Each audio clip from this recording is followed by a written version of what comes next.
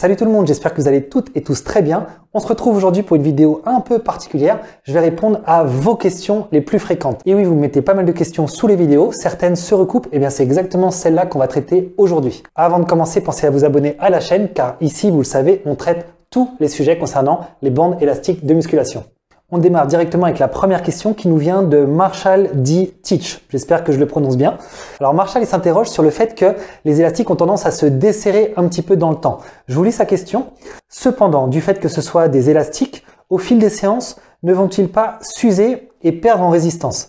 Alors ça, c'est une question que je retrouve assez régulièrement et notamment de ceux qui viennent des salles de muscu, qui sont habitués aux haltères et à la fonte et qui basculent aux élastiques. C'est vrai que quand vous êtes dans une salle, vous avez toujours le même poids. L'haltère, il fait 10 kg, ça ne bouge pas. Les élastiques, il y a ce petit paramètre à prendre en compte. C'est vrai, ils ont tendance un petit peu à se desserrer dans le temps.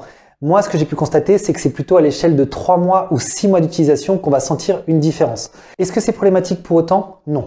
En fait, en musculation, la plupart du temps, on va travailler sous forme de cycles de progression. Ces cycles, en général, ils vont durer entre 4 et 6 semaines. Et ce n'est pas sous ce laps de temps que vos élastiques vont sérieusement se desserrer. C'est-à-dire qu'en 4 ou 6 semaines, vous aurez une tension qui sera comparable sur votre cycle. C'est pour ça que ce relâchement n'est pas un problème en soi. Pendant votre cycle, vous êtes capable de traquer votre progression.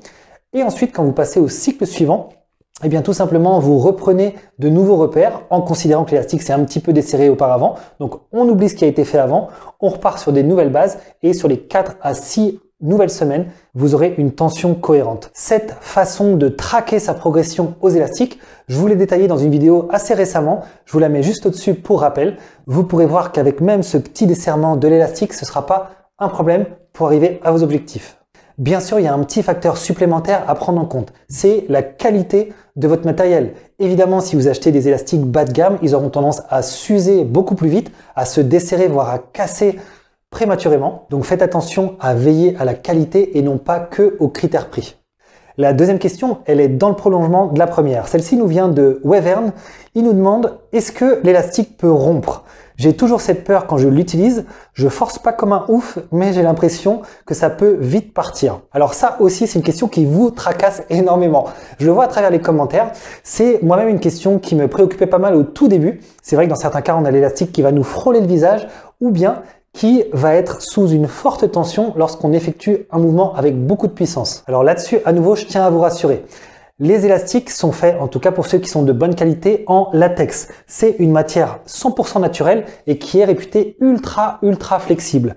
Eh bien, ils vont pouvoir être étendus sur 3 ou 4 fois leur longueur d'origine. C'est-à-dire qu'un élastique comme celui-ci qui fait 1 mètre va pouvoir être étendu sur 3 mètres sans problème. Ça vous donne une petite idée de l'étirement possible sans prendre de risque. En deuxième lieu, il y a une autre question à se poser. À l'instant, on envisageait le fait de travailler avec un petit élastique qu'on va étirer sur une grande longueur.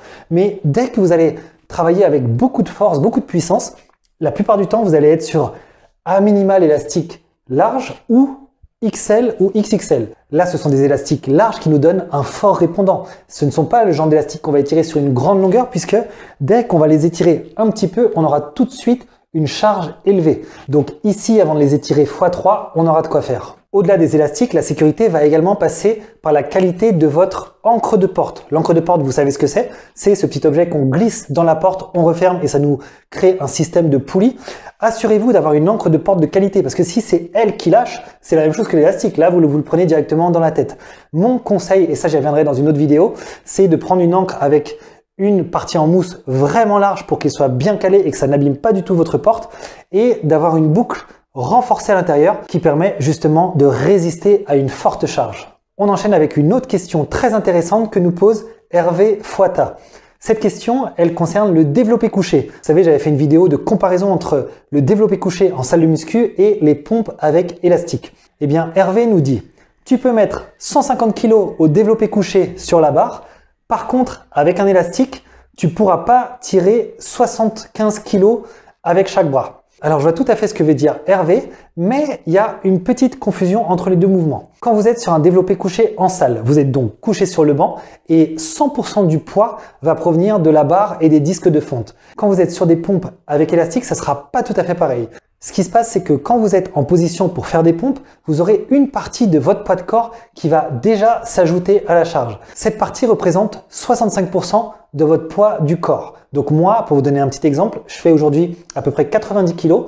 Lorsque je me mets en mode pompe, tout simplement, j'ai déjà 58 kg de charge appliquée. Ensuite, j'ai l'élastique qui va venir ajouter une charge supplémentaire et au global, ça va augmenter le poids ressenti sur les pompes. Donc vous le voyez, c'est une approche un petit peu différente entre les élastiques et la salle, mais tout aussi efficace comme on avait pu le voir dans l'étude que je vous avais présentée. Tout ça nous amène à parler de l'évolution qu'on peut avoir avec les élastiques. Vous le savez, ça fait plus d'un an que je suis en prise de masse 100% aux élastiques. Je vous la diffuse en live sur YouTube depuis le début. Et bien là, j'ai des questions concernant la nutrition que j'ai mis en œuvre pendant cette prise de masse. Alors la première, elle nous vient de Pierrick qui me demande « Salut, juste par référence, tu as commencé cette prise de masse avec combien de kilos? Et ta taille? Juste pour te situer par rapport à moi. » Alors, au démarrage de cette prise de masse, donc en septembre 2020, je faisais 1m83 pour 84 kg. Aujourd'hui, je fais toujours 1m83, mais je fais plus 8 kg. C'est-à-dire que je pèse 92 kg. J'ai pas souhaité aller au-delà de ça, en tout cas pour l'instant, puisque j'ai remarqué que passer la barre des 90 kg, je commence à faire un peu de gras. C'est malheureusement un petit peu la problématique quand on a mon âge. Moi, j'ai 37 ans et on assimile les calories un petit peu moins bien que quand on a 20-25 ans. Donc moi, si je vais trop vite en prise de masse, eh bien tout de suite, j'ai tendance à faire du gras. Dans la même veine, j'ai eu une question de Beritz. Beritz que je salue, c'est un abonné de la première heure. Il me demande: tu manges normalement ou tu fais un régime spécial? Alors c'est une question qu'on se pose tous. Est-ce que je dois bouleverser mes habitudes alimentaires pour faire une prise de masse ou est-ce que je peux rester dans mes standards et simplement augmenter un petit peu mes calories? Cette question, elle n'est pas facile à trancher. Pour ma part, j'ai dû légèrement ajuster mon régime alimentaire.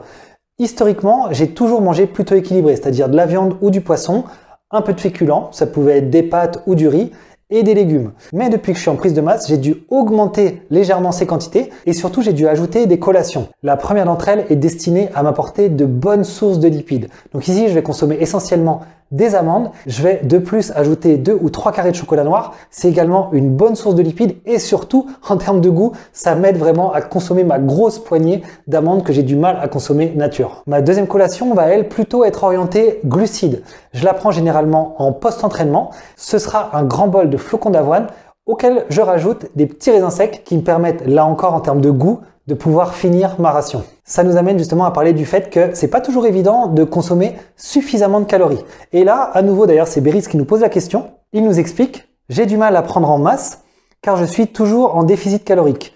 Me conseillerais-tu des compléments alimentaires afin de pallier à ce problème? Alors première chose, vous savez, je suis pas un fan des compléments alimentaires. Essentiellement parce que, eh bien, c'est de la poudre, c'est des ingrédients qui sont ultra raffinés. Je sais pas ce qu'il y a dedans, je sais pas comment ça a été fabriqué. Donc moi, perso, j'évite toujours de les consommer. Pour les éviter, lorsque j'ai pas assez faim, ma stratégie, ça va être de tabler sur des aliments fortement caloriques. Ça peut être par exemple un peu de fromage. Ça peut être également d'augmenter ma ration d'amandes. Les amandes, vous savez que c'est quelque chose qui est ultra calorique. Ça peut être aussi de rajouter par exemple un petit peu d'huile d'olive dans mes plats. Si je mange des pâtes, là, je vais pouvoir rajouter 1 à 2 cuillères d'huile d'olive.